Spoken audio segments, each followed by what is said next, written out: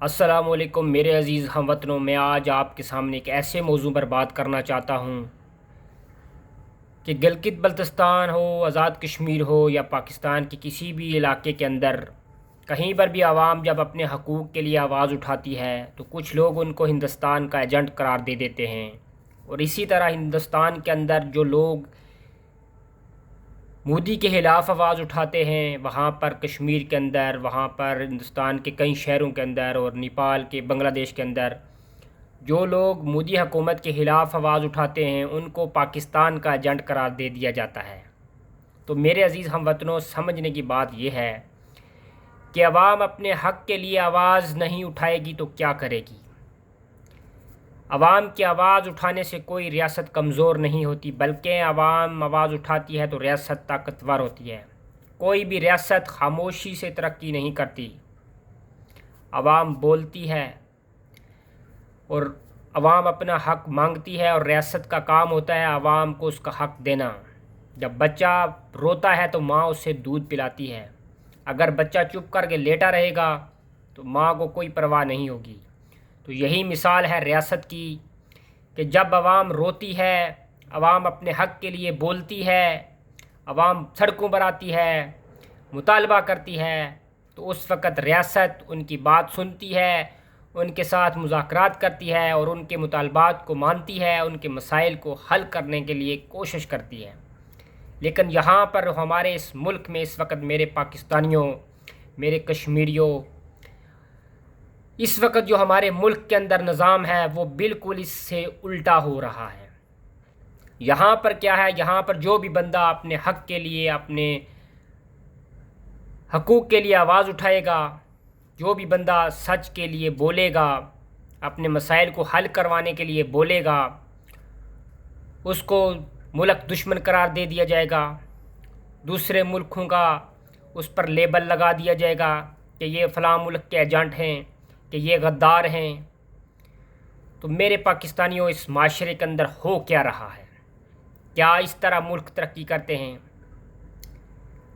اگر ہم نے اپنے اس ملک کو آگے لے کر جانا ہے تو ہم سب کو مل کر بیٹھنا پڑے گا، ہم سب کو مل کر اس ملک کی بہتری کے لیے سوچنا پڑے گا، نہ کہ ہمیں ایک دوسرے کے اوپر صرف تنقید کرنی پڑے گی۔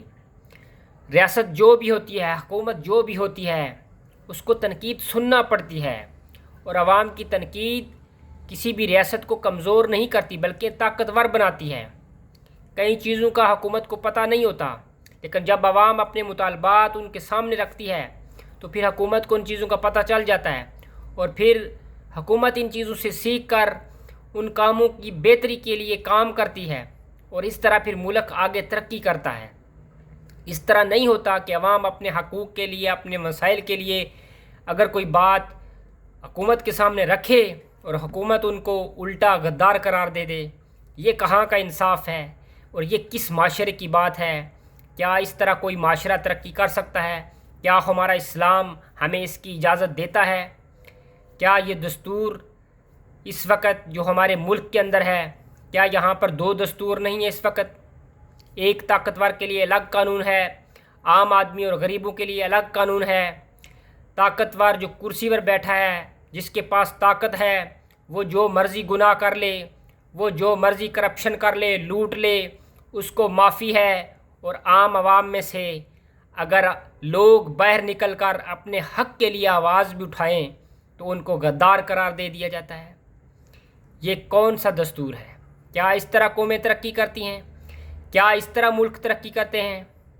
کیا اس طرح ملک ترقی کر سکتے ہیں؟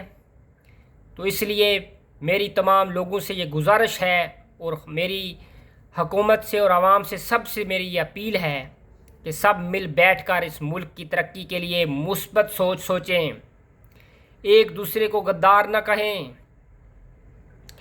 کام کریں، عوام کا مطالبہ سنیں، مل بیٹھ کر ان کو حل کرنے کی کوشش کریں، نہ کہ صرف طاقت کا استعمال کر کے لوگوں کے خون سے کھیلیں، بے گناہ لوگوں کو قتل کریں۔ جب لڑائیاں ہوتی ہیں، عوام اور سیکیورٹی کے اہلکار آپنے سامنے ہوتے ہیں، تب کسی بھی طرف کچھ بھی ہو سکتا ہے، عوام میں سے بھی لوگ مرتے ہیں، اور سیکیورٹی میں سے بھی دونوں طرف ہی جانیں جاتی ہیں، بے گناہ لوگوں کی شہادتیں ہوتی ہیں۔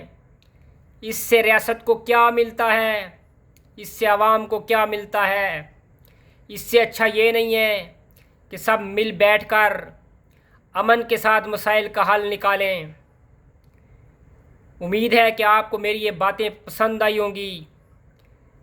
میری اس ویڈیو کو آگے اتنا زیادہ شیئر کریں کہ ہر ایک پاکستانی تک میری یہ آواز پہنچ جائے۔ بہت بہت شکریہ۔